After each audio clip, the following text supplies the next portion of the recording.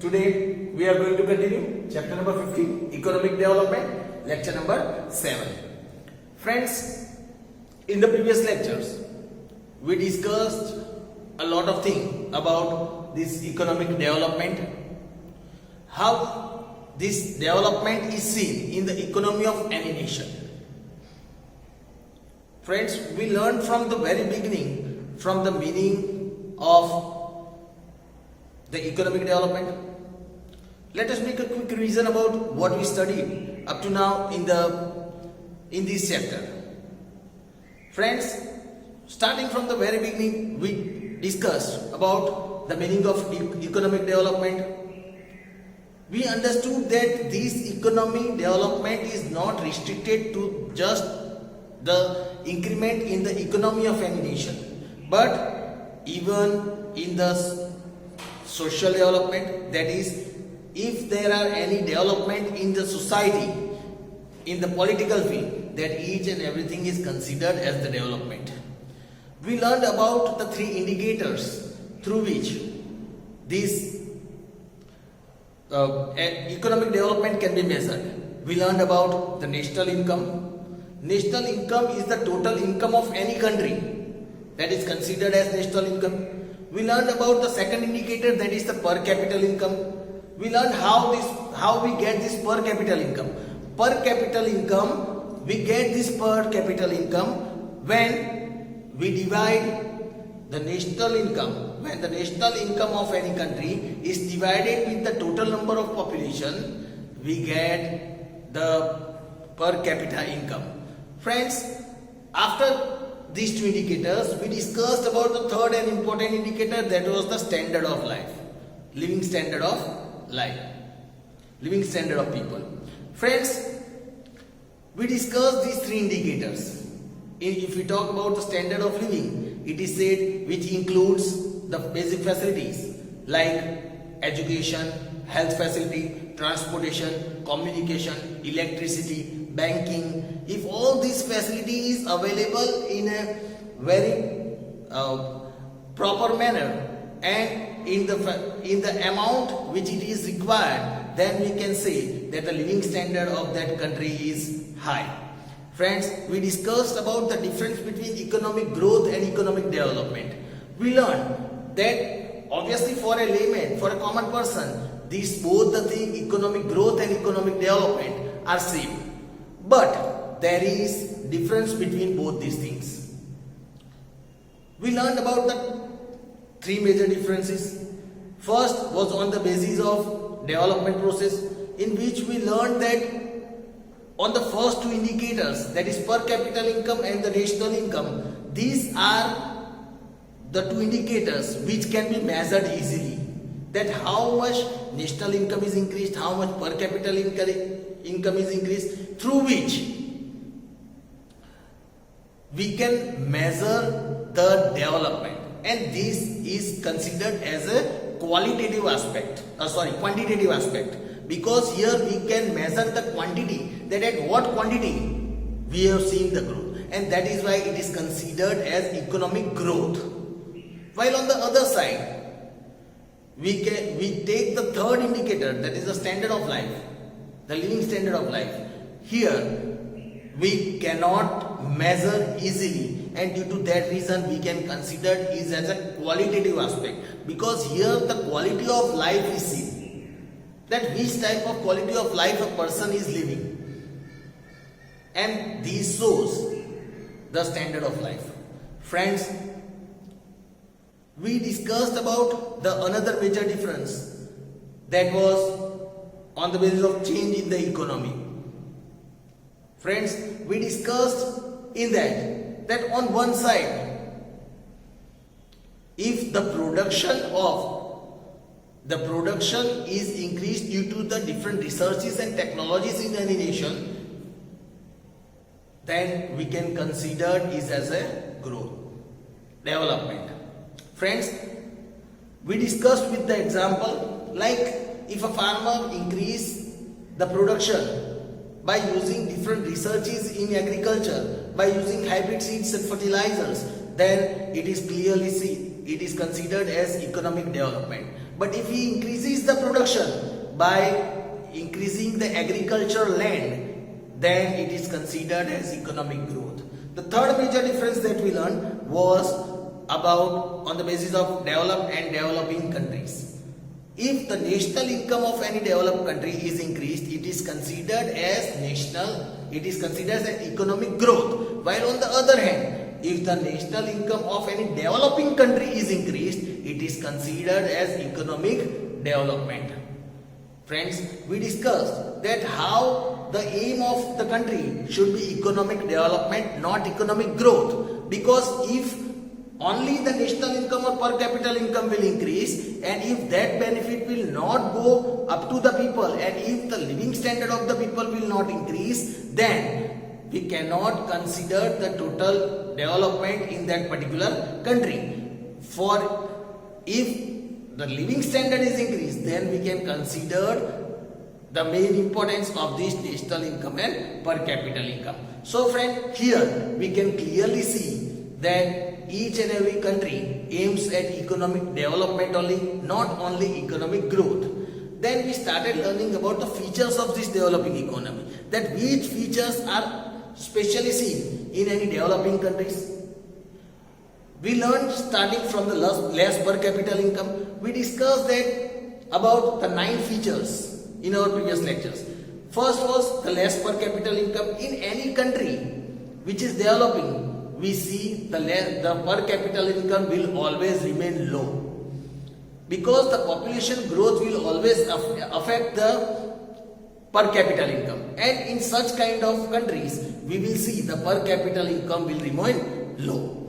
Second feature that we understood, that was the population growth, in which we learned that in such type of country the population growth is always high. It is more than 2%, and due to that reason this affects the national income and the per capita income of that country. Friends, another feature that we understood was the we can say unemployment. In unemployment, if we talk about unemployment, here clearly we can see it is one of the main characteristics of developing countries. Here also we can see maximum people in the unemployment stage. More than 3% of people are unemployed in developing countries. Friends, we also discussed another feature was the unequal distribution of income in the country, in which we discussed that 20% of the rich people of the country they share 40% of our national income, while on the other side 20% of the poorest people they share only 10% of our national income. Friends, we also discussed about the another feature was the poverty. Poverty is also considered as one of the important feature of this developing economy, as we can see the 1/3 of the total population remains in poverty in such kind of developing countries. Friends, we discussed about the dual economy, in which we can see that on one side there are such villages which are not much developed. They still use the old machinery, old method of farming are used. They do not get proper production in there. So proper facilities are not available in villages. While on the other side, in the cities, they are getting new industrial projects. They use technologies. They live sophisticated lifestyle. So friends, we can see this dual economy. We also discussed about insufficient infrastructure facilities as an important feature, in which we can see that in such kind of developing country, proper infrastructure facility like education, transportation, communication, banking, electricity are not available in the proper amount that it is required. After that, we discussed the last feature, that was the form of international trade. Friends, in that we discussed that form of international trade is totally different. Here, this developing country mainly export.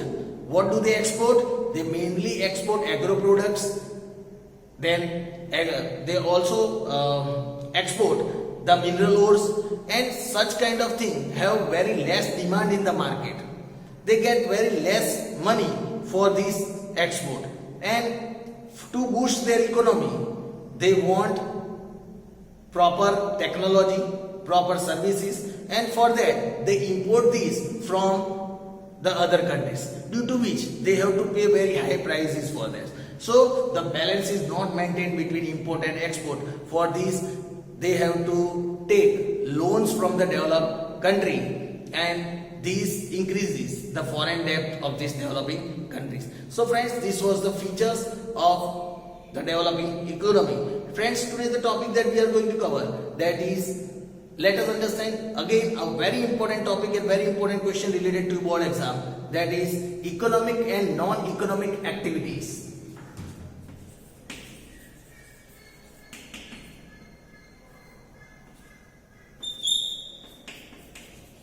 Economic and non-economic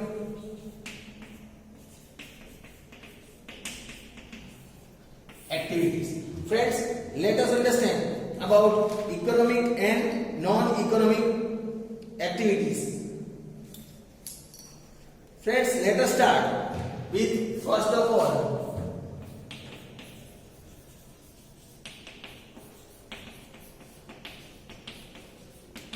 economic activity. Let us start with economic activity. Here it is said, an activity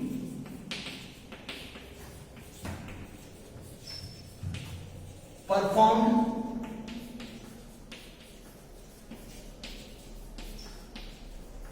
with the purpose, an activity performed with the purpose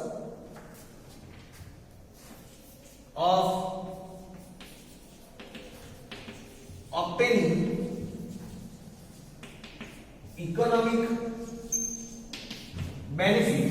Here it is said, any activity that is performed with the purpose of obtaining economic benefit in the form of income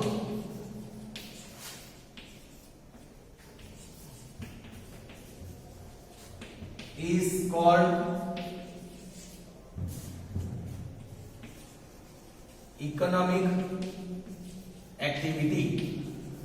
Friends, here you can see a very simple information, very simple explanation about what is economic activity. An activity that is performed with the purpose of obtaining economic benefit in the form of income is called economic activity. Friends, if we do any kind of activity in which on the behalf of that activity, if we are getting any economic benefit or we are getting income due to that activity, that is considered as economic activity. Means we are paid for that activity, right? If we are doing any kind of work, if we are doing any kind of activity in which on the behalf of that activity, if we are getting any kind of payment, if we are getting economic benefit due to it, right?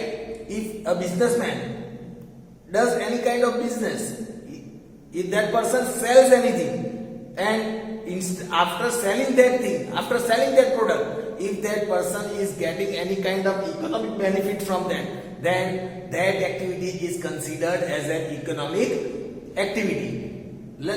Whatever work that, in short, whatever work that we do, in exchange of that, if we get any income for that, it is considered as an economic activity. Here it is said, let us see some of the activities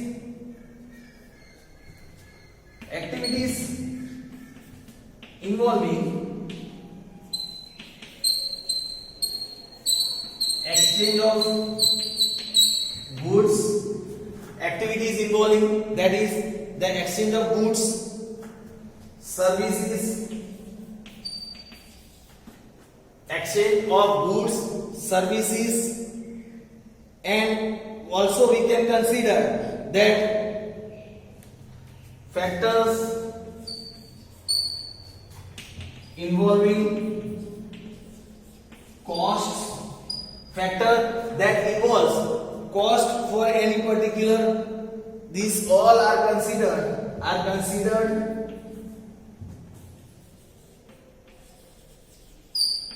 economic activity. Friends, here it is clearly said that whatever activities which are involving like exchange of goods, if we are exchanging goods, if we are exchanging service, factors involving cost, in which the cost is involved, right? Though we are not having the transaction of cash money, but we are exchanging goods, right? If one person is exchanging clothes on the behalf of any kind of other thing, then in which cost is involved, right? On which cost is involved. For example, if a person says that, if a farmer says that for I will give you wheat of 2000 rupees, I will give you the wheat of the rate of 2000 rupees, and on the behalf of that wheat, I do not want 2000 rupees cash, but instead of that 2000, you can give me the garments in the exchange of it. If the farmer takes the clothes instead of that 2000 rupees, then it is considered the exchange of good, but still it is considered as economic activity, because here the cost is involved, right? Here, that is why this activity is also considered as economic activity. Here it is said, for example, activities of farmers, artisans, and we can say businessmen, teacher, etc. Activities that are done by farmers, artisans, businessmen, teachers, these all etc. These all are included in economic activity. Here it is said, the example is given, activities that are done by the farmer or any businessman or any artist. If any painter is doing any kind of, if he is doing any kind of painting and selling in the market, then it is considered as an economic activity. Businessman, teacher, teaching on the behalf, if the teacher is teaching to the students and he is getting fees for that, he is paid fees for that, then it is considered as economic activity. So friends, here you might have understood about the economic activity. Friends, now let us understand about non-economic activity. Friends, let us understand about non-economic activity.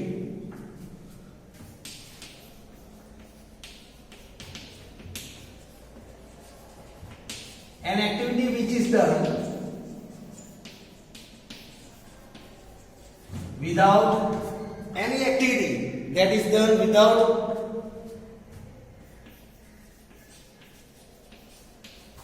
the purpose of obtaining of any activity which is done without the purpose of obtaining economic gains is called non-economic activity. Friends, we can simply consider the totally opposite of economic activity. Non-economic activity is totally the opposite of economic activity. An activity which is done without the purpose of obtaining economic gains. If there is no economic gains in the work which you are doing or the activity that which you are doing, if no economic gains is there, then it is considered as non-economic activity. For here, we can see that if any person, right, if we, let me share an example. If you are going through the highway and if you see that if any person meets with an accident, and if a person driving an auto rickshaw, if he stops his auto rickshaw, carries the person who is injured in the accident in his auto rickshaw and takes him to the hospital, but after taking that person to the hospital, if that the driver of that auto rickshaw is not taking any kind of payment for it, then it is considered as non-economic activity, because that person, the driver of auto rickshaw, has given the service, free service, and that is why he did not have any economic gain for doing that kind of activity, and that such type of activity is considered as non-economic activity. Unless here it is said,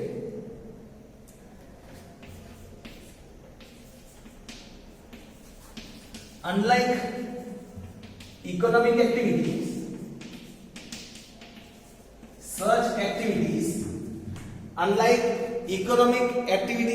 such activities do not have exchange of goods or services. They do not have any kind of exchange of goods or services. And here it is said that unlike this activity, they do not have any benefit. They do not have any benefit. They do not have any benefit on both side of transaction.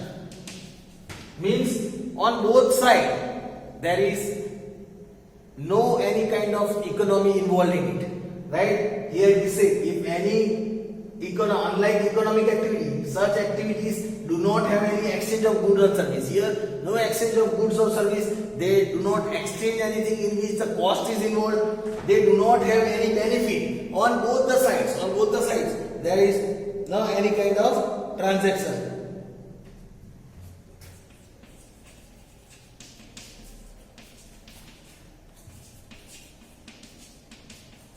Friends, here one example is charitable activity or activities done out of love and affection. Love and affection, compassion. Compassion also we can consider in it. Then social service, social services, mother nurturing her child, mother also nurturing her child, etc. are all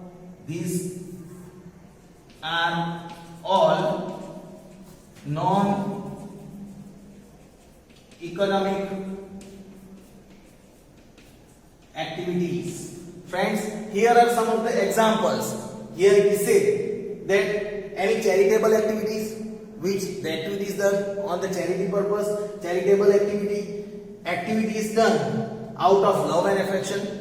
If any person is doing any kind of work due to the love and affection for any other person, then compassion, then social services, then mother nurturing her child.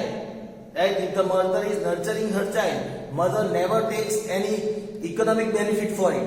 Mother is not paid for the nurturing of her child. And these such kind of activities are called non-economic activities. So friends, here you might have understood about the two important factors, that is economic activity and non-economic activity. Friends, this question can be asked in your 2 or 3 marks in your board exam, and even the difference can be asked between economic and non-economic activity. Hope so you might have understood about this economic and non-economic activity. Thank you.